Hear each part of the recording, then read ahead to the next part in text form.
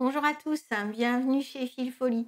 On se retrouve pour la deuxième partie de l'atelier sur les Baltes et Marie. La dernière fois, on avait fait le point de chausson. Aujourd'hui, on se retrouve pour faire le point de carré. Le point de carré, qu'est-ce que c'est? C'est celui-ci dans notre modèle. Donc, celui qui est en carré. On avait fait le point de chausson. Là, maintenant, il est des deux côtés. Donc là, on va faire le dernier point de carré qui n'est pas encore fait pour vous montrer ici. Alors, je ne vais pas prendre la même couleur que celle qui était présente parce qu'en fait, je voudrais que vous voyez bien, donc je vais prendre du jaune. Le point de carré, sa difficulté, c'est pas tant de passer autour des fils, de combinaison, c'est, de passer, d'être bien carré. Donc la difficulté, c'est au début et au fur et à mesure pour rester toujours carré et ne pas tendre vers un hexagone parce que un losange, on va dire, parce que, rapidement, si on respecte pas bien l'angle droit, on tend vers un losange. Donc, je vous montre ce point de carré. Alors, comme sur les balles précédentes, sur le point précédent, on pique un petit peu plus loin et on ressort à quelques millimètres du premier angle, ici. Pas complètement contre, mais à quelques millimètres. Voilà, comme ça. On va tirer notre fil. Comme je vous l'ai montré dans la vidéo précédente, on a le fil qui se coince à l'intérieur. Donc tout ça, ça reste la même logique. Après, donc le point de carré, il va venir en carré autour des 4 fils de combinaison qu'on a créés. Donc ce qu'on va faire, c'est qu'on va placer notre fil comme ça, le premier point comme ça. On va aller passer en dessous. Donc, sous le fil de jonction et sous le fil avec lequel on brode, on va avoir un premier point. Et à partir de là, on va donc faire des angles droits. Donc, on va tourner à 90 degrés notre balle et on va faire un angle avec le premier point, si ce n'est que là, on va se retrouver avec l'autre fil passé en dessous et là, pareil.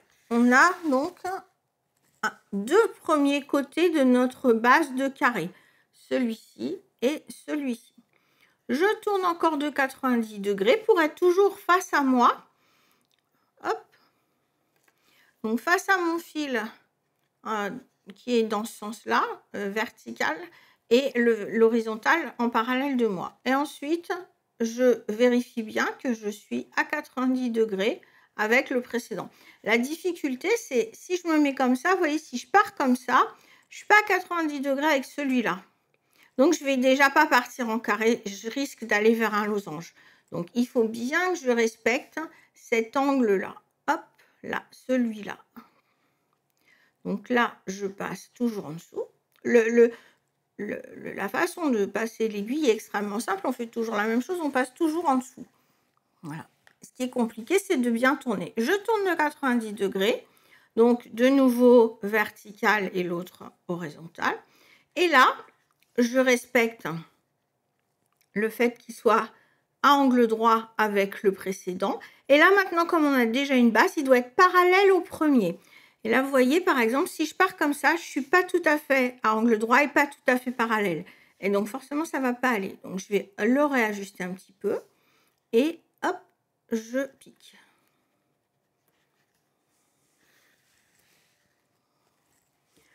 Dernier tour, à 90 degrés encore. Encore à 90 degrés. Et je respecte bien tout ce que j'ai dit. Je me retrouve à piquer juste au-dessus de mon point d'avant. Donc là, on a la première base. Hop, il faut encore que je tourne d'un côté, d'un sens, pardon. Voilà. Et là, on voit, ça y est, le carré qui est formé. Donc, je vais passer juste au-dessus du précédent pour ressortir à côté. Et voyez, à ce stade-là, on a un carré. Si à ce stade-là, on n'est pas tout à fait bien carré, mieux vaut défaire, refaire. C'est le cœur de notre point de carré et il va déterminer toute la suite. Donc, on doit vraiment avoir quelque chose de bien formé. pour le rang suivant, je pratique exactement pareil. Je tourne encore de 90 degrés. Et là, pareil, hein, je n'ai pas la tendance à aller un peu trop par là. Je vais bien par là.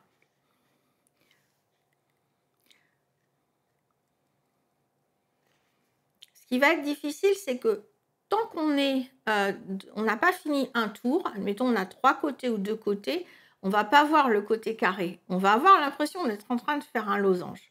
Donc, il faut vraiment, à la fin d'un tour complet, quand on a fait les 4 parties, vérifier que là, on est bien d'équerre. Je tourne.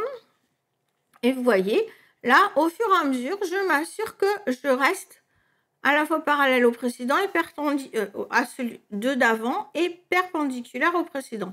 Et toujours, je rectifie si je pars un peu en travers. Donc, je vais faire quelques points pour qu'on ait un peu de largeur pour voir quelque chose. Et puis, on va voir ensuite, quand il y en a plus, comment ça se passe.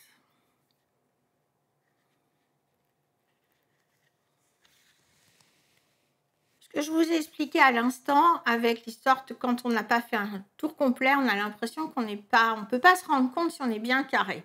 En fait, là, vous voyez, j'ai que 3 morceaux à ce tour et c'est difficile de voir si on est bien carré. Donc, quand je vais tourner pour la dernière partie de mon tour, c'est là qu'il ne faut pas que je me trompe. C'est là qu'il faut bien que je vérifie que là, je suis à angle droit et là, je suis parallèle à ça. Si à chaque fois, vous faites bien attention à ça, mais en fait, il n'y a pas de raison que ça ne se passe pas bien. Mais c'est vrai que si on n'est pas tout à fait attentif, rien que sur un tour, après, ça peut partir en biais.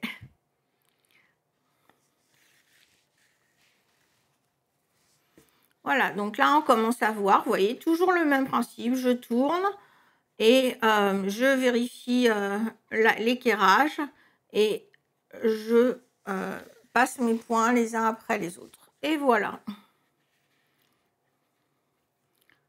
Un petit dernier. Je finis un dernier tour pour que vous voyez bien. Là, hop, j'ai pas encore fini. Là encore un. Il m'en manque un là. Et puis un dernier. Et j'aurais fini ce tour-là. Voilà, donc là, c'est le dernier tour de celui-là. Donc, je vérifie bien. Hop, hop, hop, hop. On est bon.